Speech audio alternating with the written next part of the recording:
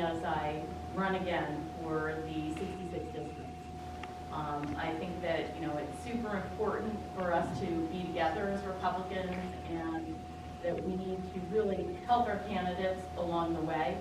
I think that most people don't understand that some of for people that are doing the Citizens Election Program, which is really a lot of small donations, even a $5 donation helps us get the numbers so that we qualify for the grant, which is really a big deal, because then that gives us the money to go forward. And as the candidates go forward, it's very important that there is the support and the mobilization from the RTCs. Whether it's door knocking, or it is getting the word out, or it's showing up to events. It is really a time frame where we can shine as a party and show that we support the people that we have running. As we go through time frames where there will be primaries, and this is what my message is, that whatever happens in a primary, we need to get behind that winner of the primary, and we need to really embrace them, because a Republican in a seat is going to be better than the Democrat that they're running against in all instances. We have to really get behind our candidates and show them that we support them, and it's not always financial. A lot of it is building a campaign where you have the energy and you have the engagement.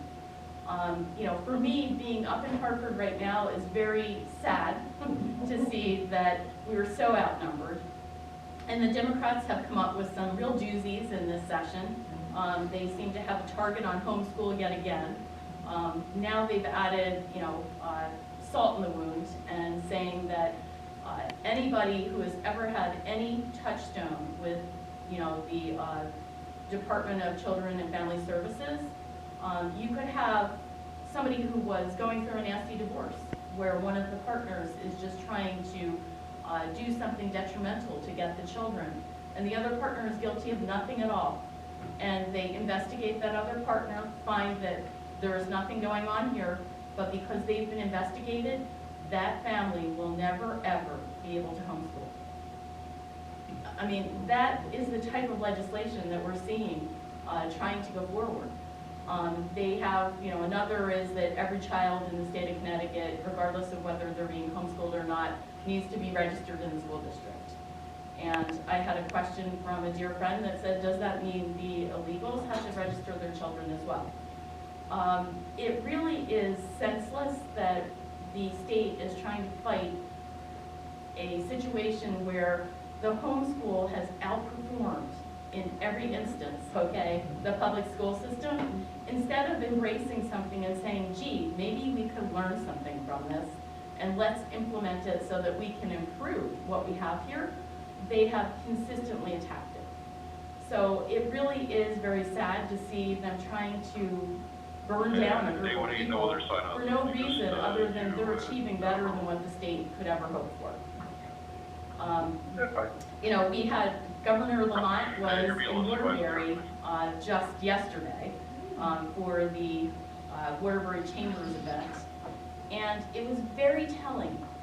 There were people from all over. You had, small businesses, you had larger businesses, you had people that were, coming in, from nonprofits.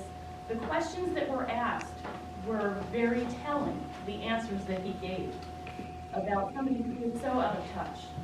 One of the people worked for a nonprofit, and her question was, the nonprofit's funding has really not gone up over the years, and we're doing the work of people that you would be paying a lot more money if we were state employees.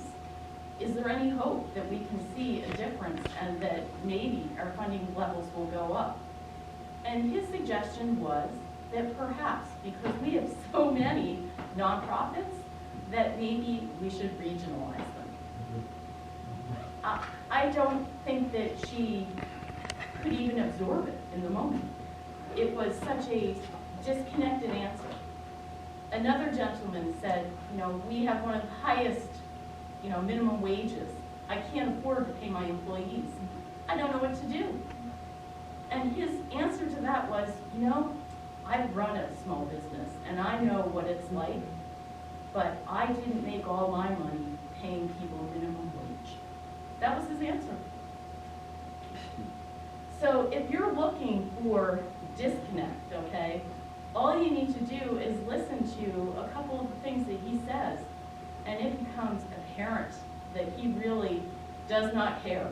I mean, that the people, the working people that make up this state are certainly not his people, okay? And I think that when people are going to the booths this time, you know, they're going to fill in their little ovals. They should be thinking about who is actually going to worry about them, because he is not the one. You know, so going forward, I certainly hope that I can count on your support, and I look forward to serving you and the district. I count myself very fortunate to be representing you, and my door is always open. I am always available. I'm probably one of the only state representatives that puts my cell phone on the cards. So I am always there for you. Do you have any questions? Yeah, I know for one thing, I come to see you once or twice a week, and we talk about, and I keep fully informed what's going on in Hartford by talking to Karen Reddington Hughes, and I think that we're very lucky we have the best state representative in all of Connecticut, and we might even have the best state senator too, but she's without a doubt the best in Hartford.